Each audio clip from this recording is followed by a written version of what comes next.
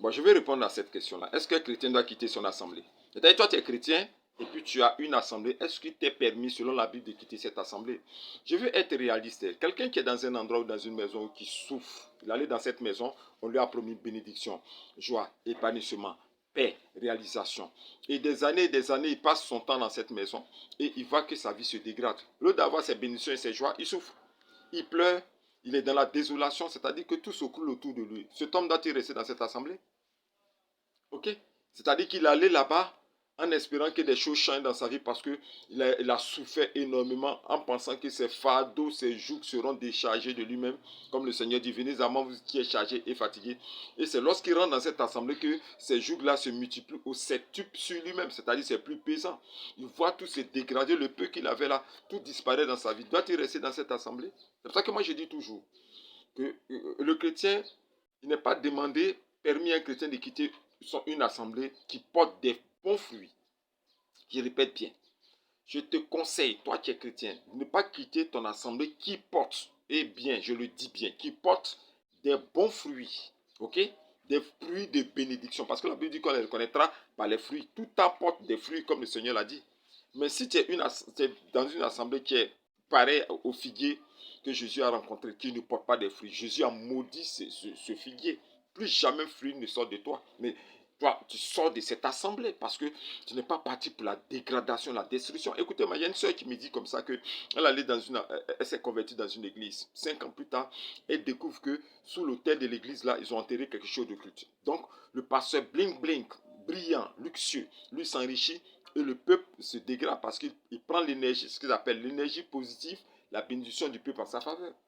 Ok, écoutez-moi, parce que des gens n'aiment pas, abonnez-vous parce que ici, c'est la chaîne de la vérité. Il y a quelque chose que je vais te dire. Tu dois comprendre. Rien ne sortira de ma bouche sans que cela ne soit testé par le Seigneur. Ce sont des choses vraies. Ok? Regarde le témoignage de ce frère qui me disait encore la dernière fois.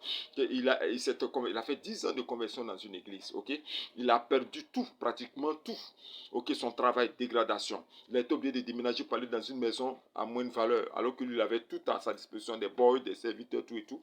Il s'est dégradé. Depuis qu'il a mis ses pieds dans cette assemblée, tout est tombé autour de lui. Ce frère doit-il rester dans cette assemblée? C'est la question à laquelle nous devons répondre. Moi, je réponds à la question.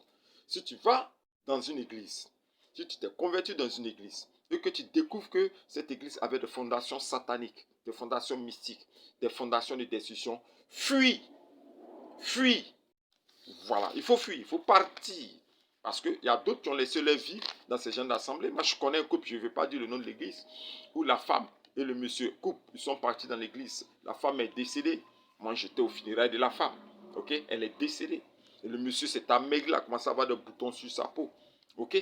Qu'est-ce qu'on lui a dit? Les pasteurs lui ont dit non, écoute, ce sont les épreuves de la vie. Comme tu as accepté le Seigneur Jésus-Christ, donc il doit te dépouiller. Alors que sous cette église se trouvaient les ténèbres. Il y avait l'homme de la mort. C'est quand les gens commençaient à décider successivement qu'ils ont compris qu'il y avait des rituels spirituels dans le monde là pour pouvoir sacrifier, pour pouvoir s'enrichir. Une telle assemblée, il doit rester dans cette assemblée. Fuyez. Moi, peut-être qu'ils vont m'appeler pour me menacer. Le prophète est en train de dire quoi? Mais je suis en train de dire quelque chose. Tu rentres dans une église où tu trouves que tu n'es pas béni, rien ne bouge. Tu deviens plus malheureux, tu t'enfonces plus. Mon frère, il faut fuir parce que ce n'est pas une assemblée de Dieu. Parce que l'assemblée du Seigneur porte des fruits, porte des bénédictions, porte des témoignages. La Bible dit, ils ont vécu à cause du sang de l'agneau, à cause de la parole des témoignages. On les reconnaîtra par leurs fruits. Et si tu n'as pas de témoignages, de bénédictions dans ce lieu, fuis, fuis et fuis. C'était l'écrivain prophète Yahweh Moïse qui vous dit shalom.